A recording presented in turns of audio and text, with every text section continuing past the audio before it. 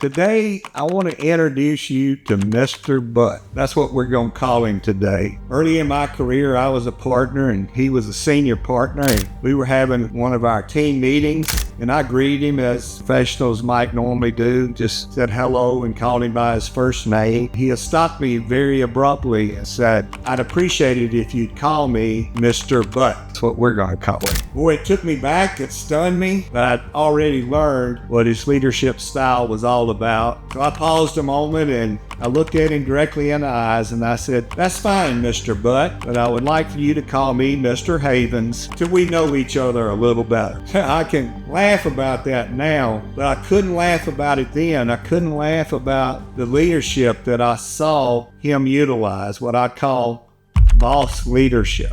I dreaded the days I had a meeting with him. I tried my best to avoid him. I would cringe when I looked at the phone and saw that it was a call from Mr. Butt. I literally would do anything to avoid him, and I want you to understand this. I'm not a tender person. I'm not the type of team member that you got to coddle. I'm not looking for, an arm around my shoulder or to be the victim. I was always and prided myself on being the type of team member that you would want, that would do whatever it took for the right leader. But that wasn't Mr. Butt. And what I experienced under his leadership wasn't a personality conflict. It was a control issue. It was that boss style leadership where they believe the more they control, the more results they get. And this style of leadership is the single biggest reason, the number one cause for burnout in the workplace today. Gallup has just reported the lowest engagement scores in over a decade. Burnout at its highest levels. We have an epidemic in the workplace today of burnout and lack of meaning and purpose, disengagement. Unfortunately, the response from most organizations is just more band-aids, mental health days, mental health apps for our phone.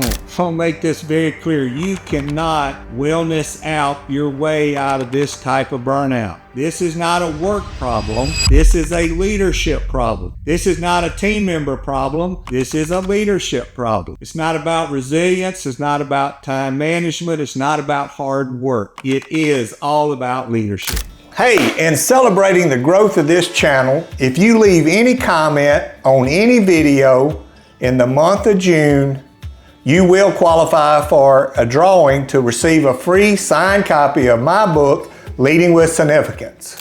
And today, we're going to talk about exactly what Mr. Butt's leadership style looks like. And there are 4 of causes under boss leadership. The first being control over care. You see, the boss style leader believes that control equals performance. Whether that's conscious or not, that's their core belief. The more I control, the higher performance I get. What actually happens is just the opposite. When people feel watched, they don't feel trusted. When you know somebody's looking over your shoulder all the time, how do you feel? It's human nature. We begin to shut down. We stop making decisions. It lowers our confidence. We stop caring. Why should we care? They're going to correct everything we do. And here's the thing that happens with micromanagement is employees quit owning anything. You lose all your creativity and your innovation. You lose all your discretionary effort. Team members stop solving problems because all they ever get is blame if they do anything without direct supervision. I would go to great lengths to make sure that I wasn't collaborating or working on anything that Mr. Butt had to do with. I avoided him at all lengths. And it wasn't because I was lazy. It wasn't because he didn't have some things I wanted to work on. It just, my experience taught me with him, my judgment didn't matter. My creativity didn't matter. My effort didn't matter. And that's what control does. Control without caring doesn't produce compliance. It doesn't produce high performance. It produces avoidance. Just like we're seeing in the Gallup survey, record low engagement in the workplace. Our brains are wired to protect us. It's biological, and we have that threat. And when we see that threat, and a boss leader generally is viewed as a threat, our brain supplies us with cortisol. And that's fine every now and then, but when it happens on a daily and weekly basis, it destroys the human spirit. That, my friend, is where true burnout is born. Not from working hard, but working hard to avoid that leader, that boss leader that's supposed to be on your side. Control over care. Number 2 is silence over safety. The boss leader communicates in one style: downward. Always talking down to us, not looking for feedback coming the other way. Directives come down, criticism comes down, emergencies, crisis come down. What doesn't travel up to the boss leader is anything close to true, because nobody wants to go through that, to suffer the pain of it. When a leader's default position is to be critical or sarcastic, micromanaging, people stop surfacing the problem. They stop bringing the very things that a leader needs to know. They quit bringing those to bear. And in fact, when you have a boss leader, people learn how to look good. People learn how to report what they know the boss leader wants to hear. And unfortunately, that boss leader is the last one to know when his company or his team is truly on fire. You see, boss leaders create anxiety and stress. Anxiety thrives in silence, ambiguity.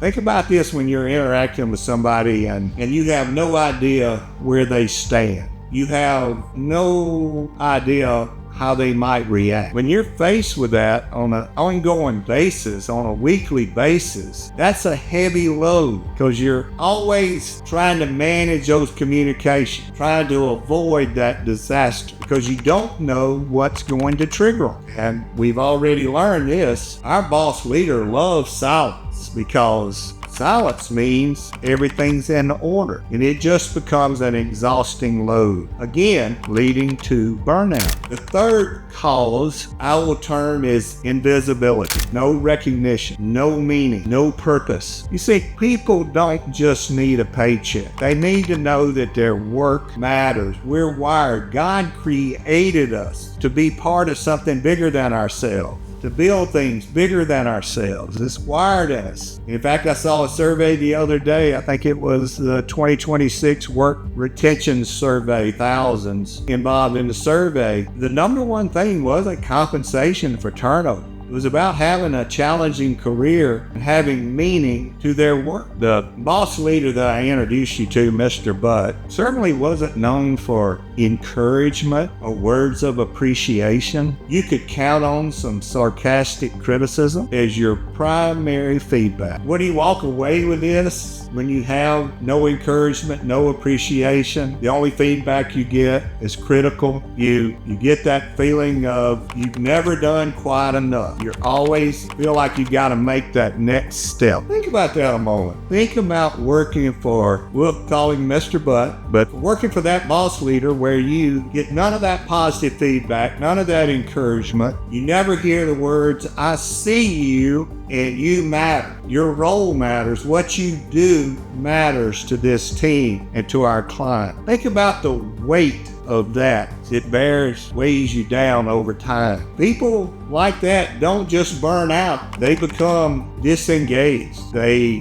do what's required and not an ounce more, and only at the last moment. Because you see, you only get discretionary effort. You only get innovation and creativity in environments and workplace cultures where people know they matter, where they know they're appreciated, they're recognized for their contribution. Gallup's research shows us over and over again, appreciation is one of the highest forms of motivation. It's a high predictor of engagement, of a strong sense of belonging. Not compensation, not benefits, but being seen, mattering. You know, one of the most expensive things that boss leader incurs is the fact that they assume everything's okay because nobody's quitting. But always remember this, the best people leave twice. They leave in engagement, they leave in their head, and eventually they leave out the front door. Cause number 4, I ran into this a lot in my career, results no matter what. Client service is number 1. Growth. Growth is number one. Profits are number one. Get behind on any of those three and all the pressure runs downhill. It's always somebody's fault under the boss leader. Results on any timeline at any cost. And how often does the boss leader hold up the ship? By not making a timely decision. By not giving the review so that it can get back and done in a timely manner. And when it hits against that deadline for delivery, where does all that flow downhill? Who has to give up their evening or work those extra 2 hours or work on Saturday? All because the boss leader held up the ship, term I always used. I never wanted to be the leader that holds up the ship. The boss leader sees themselves as the ship. Here's what it looks like in everyday work is the boss leader a lot of times commits to a customer or client some unrealistic timeline. Where does that land? It lands on the team member. The commitment that Mr. Butt made landed on my plate, flowed downhill. And when those impossible deadlines or expectations weren't met, where did that blame land? Regardless of the conflicts you might have had at the time that it was placed on your platter, goes downhill. And the thing about when you work with a boss leader that it's all about results, people stop raising concerns because that's treated as excuses. They quit asking for help because that's seen as a weakness. And they're certainly not honest about capacity because that generates a problem, creates a reaction that they don't know where it's going to go. But they know this, honesty usually gets punished. And again, they burn out, not because the work was hard. They burn out because it was results at all costs. They burn out because the leader didn't care about what the capacity was. You see, true performance, high performance, can't survive in a system that's built on fear. You may could get some short-term results on fear, which is what a boss leader tries to do long-term. And I promise you this, leaders that believe that they can get those results long-term by controlling everything, by using fear to drive performance, they're really only looking at a quarter, maybe at most a year, but they're certainly not going to have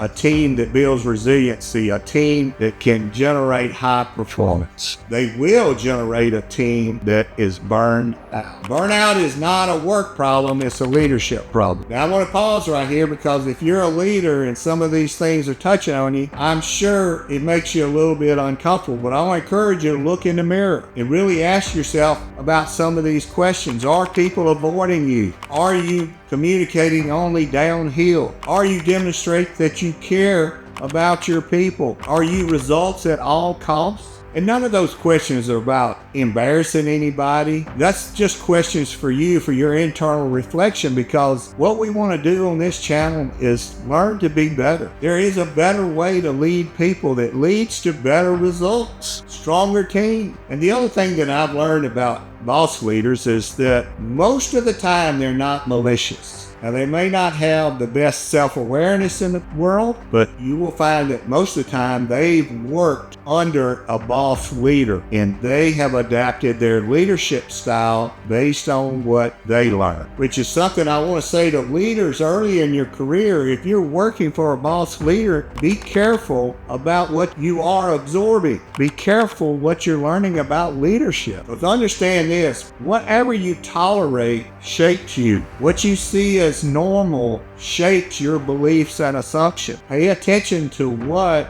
you're really learning because eventually that's what you will become. And we do not want to be boss leaders. If you're a team member and you've watched the video this far, I want to say this to you. You're going to lead at some point in your career. We all lead at different times anyway. But think about these things. And also, as far as dreading that Monday morning or avoiding that boss leader, don't be ashamed of that. That's survival. But I'm going to also encourage you to have courage to give feedback or the courage to change that situation. Your full potential is too important to work for a boss leader or a toxic leader or a leader that doesn't care about your full potential in your future, because there is a better way to lead, and that's exactly what I'm going to cover in my next video. The video that follows this one will be about people first leadership and what it looks like. High contrast with the boss leader. So let's bring it home really quickly. Burnout is not a wellness problem. Burnout is not a work problem. Burnout is a leadership problem. Control over care, silence over safety, work without meaning, and results at all costs. Those are the 4 things that cause burnout. All 4 of them are a leadership choice. We have choices about how we lead.